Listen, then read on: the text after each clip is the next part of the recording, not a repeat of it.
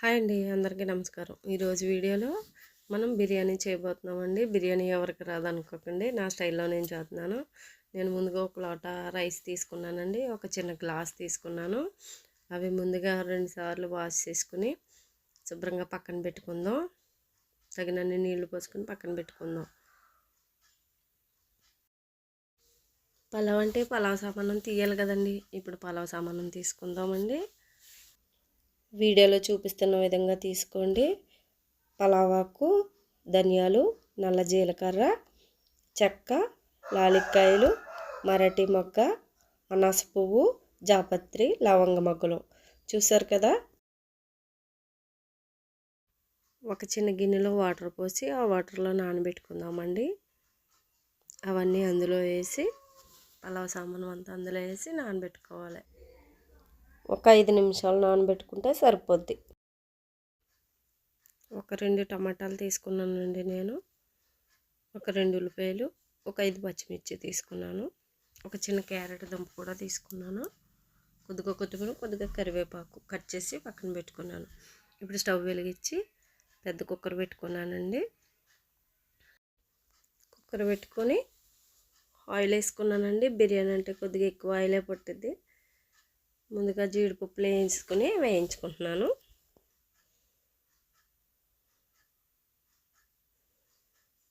జీడిపప్పులు పక్కలు తీసేసి ఇప్పుడు ఉల్లిపాయలు వేసుకుని వేయించుకుంటున్నానండి.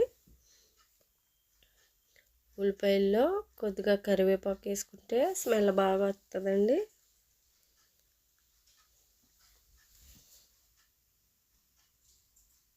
ఉల్లిపాయలు మగ్గనిచ్చాక పచ్చిమిర్చి కూడా అందులో వేసేసుకుంటున్నాను. వేసుకొని వేగనివ్వాలి. వేగిన తర్వాత నానబెట్టుకున్నాం కదా పలావ్ సామాను, ఆ సామాను కూడా అందులో వేసుకుని ఒకసారి బాగా కలపాలి. కలిపిన తర్వాత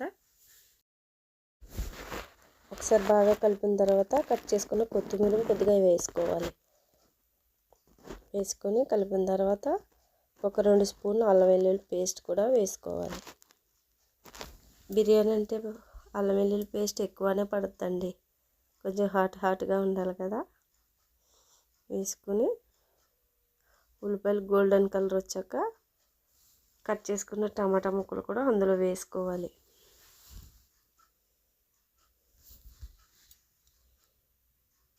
వేసుకుని ఇంకోసారి బాగా కలపాలి.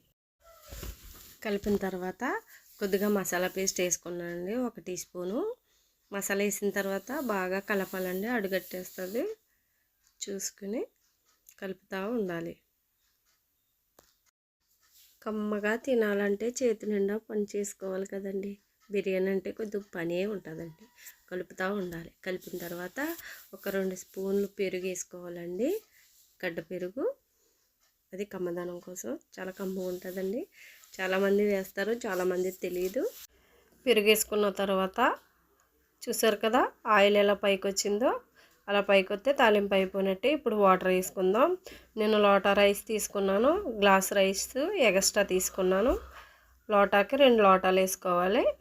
ఒక గ్లాసుకి 2 గ్లాసులు వేసుకోవాలి వాటర్ వేసుకొని ఇలా కొంచెం మరిగించాలి. ఒక 10 నిమిషాలు మరిగిన తర్వాత రుచికి తగినంత ఉప్పు వేసుకోవాలి.